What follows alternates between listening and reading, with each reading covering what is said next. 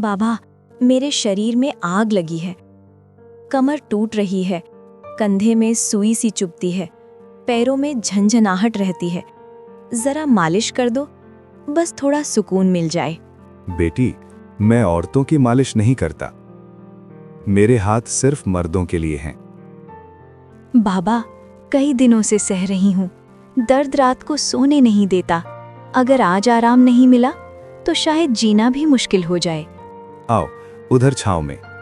उसने अपनी कच्ची झोपड़ी के पास नमक की चादर पर एक पुरानी चादर बिछाई, जड़ी बूटियों की बोतल खोली। तेल की तीखी सी खुशबू हवा में फैल गई।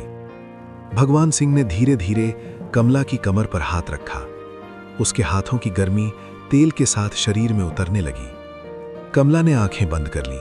उसके चेहरे पर पहली बार शांति की हल्की सी लकीर उभरी, जैसे किसी ने भीतर जलती आग पर पानी डाल दिया हो।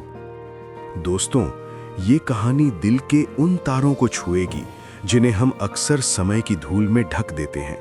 इसे सुनते हुए कभी रोंगटे खड़े होंगे, कभी आंखें नम होंगी और कभी ऐसा लगेगा जैसे कोई भूली बिसरी याद अचानक लौट आई हो। गुजरात के कच्छ में जहां धरती सफेद नमक की अनंत चादर ओढ़े रहती है, वहीं कहीं दूर एक छोटा सा लगभग भुला दिया गया गांव था, सूर्यपुर। दिन हो या रात, नमक की वो चमक आंखों को चकाचौंध कर देती।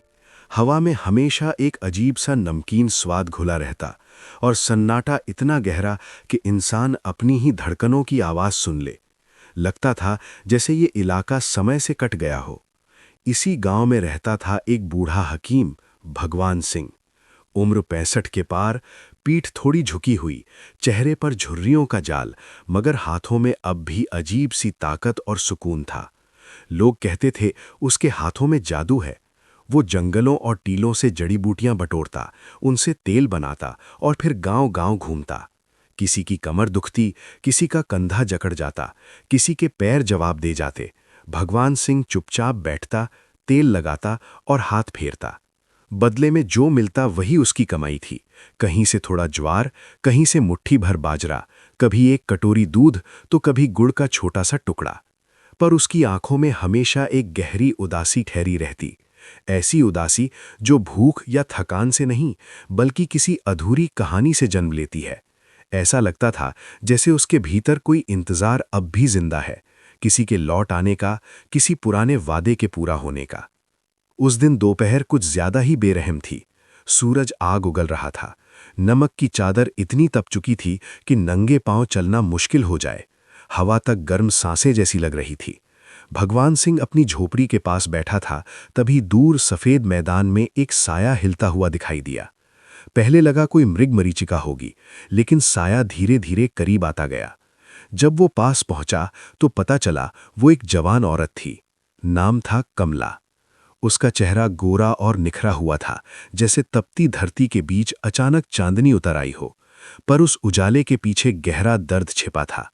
आंखों के नीचे हल्के काले घेरे, होठों पर थकान की रेखाएं और चाल ऐसी कि हर कदम पर जैसे शरीर जवाब दे रहा हो।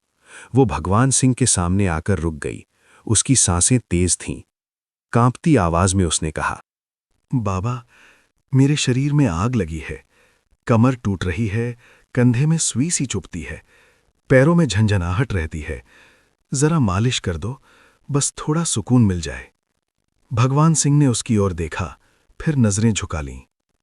बेटी, वो बोला, मैं औरतों की मालिश नहीं करता। मेरे हाथ सिर्फ मर्दों के लिए हैं। कमला की आंखों में आंसू भर आए। वो एक पल चुप रही, फिर बोली, बाबा, कई दिनों से सह रही हूं। दर्द रात को सोने नहीं देता। अगर आज आराम नहीं मिला तो शायद जीना भी मुश्किल हो जाए। उसके शब्दों में सिर्फ पीड़ा नहीं थी, एक बेबसी भी थी, जैसे वो आखिरी दरवाजे पर दस्तक दे रही हो। भगवान सिंह का दिल डगमगा गया।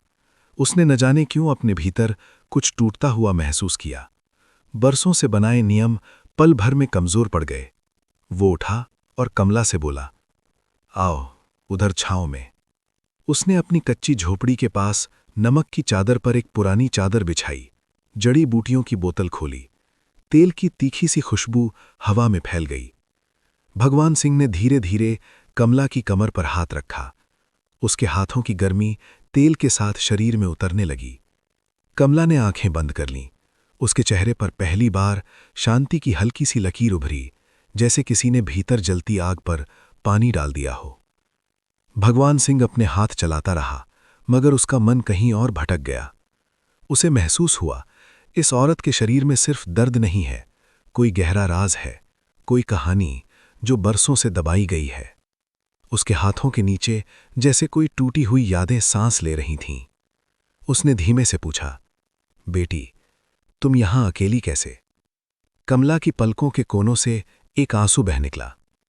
कभी कभी दर्द हमें वहां ले आता है जहां सवाल पूछना भी भारी लगने लगता है। भगवान सिंह चुप हो गया।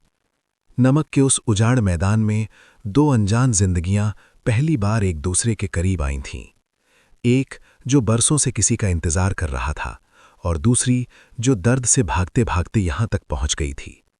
उसे तब नहीं पता था, ये मुलाकात सिर्फ एक मालिश नहीं थी, ये दो अधूरी कहानियों का टकराव था जो आगे चलकर कई राज खोलने वाला था। रात हो गई। रण में ठंड इतनी कि हड्डियां जकड़ जातीं।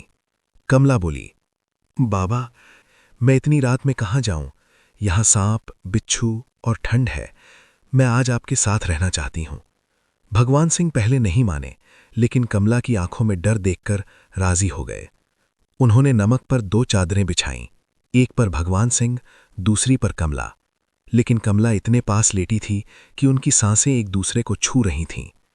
भगवान सिंह पूरी रात जागते रहे। कमला की सांसें कभी तेज, कभी धीमी चल रही थीं, जैसे पुरानी यादें ताज़ा हो रही हों। सुबह हुई तो कमला अचानक चीख पड़ी, बाबा, मेरे कंधे में आग आग लग रही है। भगवान सिंह घबरा कर उठा। उसने हाथ रखा तो लगा जैसे शरीर सचमुच जल रहा हो। उसने तेल मला, धीरे धीरे मालिश की। कमला की आंखें बंद हो गईं। चेहरा सुकून से भर गया। वो बोली, बाबा, तुम्हारे हाथों में जादू है। रोज ऐसा दर्द होता है, कभी कमर, कभी पैर, कभी सिर। क्या तुम रोज ठीक कर सकते हो? भगवान सिंह हैरान था, लेकिन वो रोज मालिश करने लगा। कभी कमला की कमर, कभी कंधे, कभी टांगें। कमला उसे खाना खिलाती, कभी उबले आलू, कभी थोड़ा सूखा मेवा जो वो कहीं से लाती। दोनों रण के ऊंचे टीलों पर बैठकर बातें करते। कमला कहती, भूख पेट की नहीं, दिल की लगती है। भगवान सिंह हंसता, लेकिन मन में सवाल उठते, ये औरत कौन है? इतने साल अकेली क्यों? दर्द इतना क्यों? एक शाम कमला उसे एक पुराने सूखे तालाब के पास ले गई। पानी का नामो निशान नहीं, लेकिन नीचे मिट्टी में एक छोटा गड्ढा था, जैसे कोई पुराना कुआं दफन हो। कमला बोली, ये जगह सिर्फ उनके लिए है जो सच सुनने और सच कहने की हिम्मत रखते हैं। भगवान सिंह ने पूछा, तुम कौन हो बेटी? इतने सालों से यहां क्यों? कमला खामोश रही। फिर एक रात, चांदनी रात थी। रण में हल्की बयार चल रही थी। कमला कांपते होठों से बोली, मैं वही हूं। भगवान सिंह की सांस रुक गई। क्या मतलब? कमला ने आंसुओं के बीच कहा, मैं तुम्हारी पत्नी कमला हूं। 12 साल पहले मैंने तुम्हें छोड़ दिया था। ख्वाहिश थी दुनिया की सबसे मशहूर नृत्यांगना बन जाऊं। गांव छोड़ा, शहर गई। वहां एक तांत्रिक मिला। उसने कहा, खास तेल लगाओ, मंत्र पढ़ो, फूलों का रस मिलाओ, सुंदरता और जवानी कभी नहीं जाएगी। मैंने किया, लेकिन हर बार दर्द बढ़ता गया। शरीर जलता, हड्डियां चटकती, दिल धड़कना भूल जाता। फिर एक बूढ़े संत से मिली। उसने कहा, तुमने कुदरत से छेड़छाड़ की, अब तौबा करो। जिसका दिल तोड़ा उसी की सेवा करो, उसी के पास जाओ, वही तुम्हारा सुकून है। भगवान सिंह की आंखें भर आईं। तुम मेरी कमला हो, जिसके साथ मैंने 7 फेरे लिए थे। कमला ने सिर झुकाया। हाँ, मुझे माफ कर दो। मैंने सब कुछ गवा दिया। सुंदरता के चक्कर में प्यार गवा दिया। अब सिर्फ दर्द बचा है। अचानक कमला का शरीर कांपा। उसकी वो जादुई चमक गायब हो गई। चेहरा साधारण, झुर्रियां, थका हुआ, लेकिन आंखों में सुकून था। भगवान सिंह ने उसके हाथ थामे। सबसे बड़ी तौबा तो गुनाह का इकरार है। अब हम साथ हैं। दोनों ने मिलकर छोटा सा घर संवारा। रण के टीले अब डरावने नहीं लगते थे। हर सुबह भगवान सिंह तेल लेकर निकलता, लेकिन शाम को कमला के पास लौट आता। अब कमला अब दर्द की शिकायत नहीं करती। कहती, अब दर्द नहीं रहा, क्योंकि अब दिल में सुकून है। धीरे धीरे गांव वालों को पता चला। पहले अफवाहें उड़ी, भगवान सिंह के पास कोई जादूगरनी आ गई है। लेकिन जब देखा कि वो औरत उसके साथ हंस रही है, खाना बना रही है, रण पर चादर बिछाकर साथ बैठ रही है, तो सब समझ गए। प्यार कभी कभी नमक की चादर के नीचे दफन हो जाता है, लेकिन अगर इंतजार सच्चा हो तो वो फिर से जिंदा हो जाता है। एक शाम दोनों रण के टीलों पर बैठे थे। सूरज डूब रहा था। कमला ने भगवान सिंह का हाथ पकड़ा और बोली, अगर मैं ना लौटती तो? भगवान सिंह मुस्कुराए, तो मैं आज भी तेल लेकर अकेला घूम रहा होता, लेकिन अब रण भी अकेला नहीं लगता। कमला की आंखें नम हो गईं। तुमने माफ कर दिया, यही काफी है। रेगिस्तान की हवा में वे दोनों एक दूसरे के करीब बैठे रहे। नमक सरसराता रहा, लेकिन अब वो सरसराहट डरावनी नहीं, एक पुरानी मोहब्बत की लोरी सी लग रही थी। ये कहानी सिखाती है कि ख्वाहिशें अगर हद पार कर जाएं तो दर्द देती हैं, लेकिन सच्ची तौबा, इकरार और एक दूसरे के लिए किया गया इंतजार जिंदगी को फिर से रंग दे देता है। कभी कभी सबसे खूबसूरत चेहरा वो नहीं जो बाहर से चमके, बल्कि वो जो अंदर से सुकून दे। और सबसे बड़ा सुकून तब मिलता है जब पुरानी मोहब्बत सालों बाद लौट आए और कहे, मैं वापस आ गई हूं।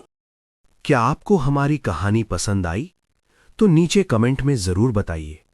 आपकी राय हमारे लिए किसी जादू से कम नहीं। ऐसी ही रोमांचक, दिल छू लेने वाली कहानियां सुनने के लिए हमारे चैनल को सब्सक्राइब करें, लाइक करें और अपने दोस्तों के साथ शेयर करना बिल्कुल ना भूलें। अगली कहानी में फिर मिलेंगे।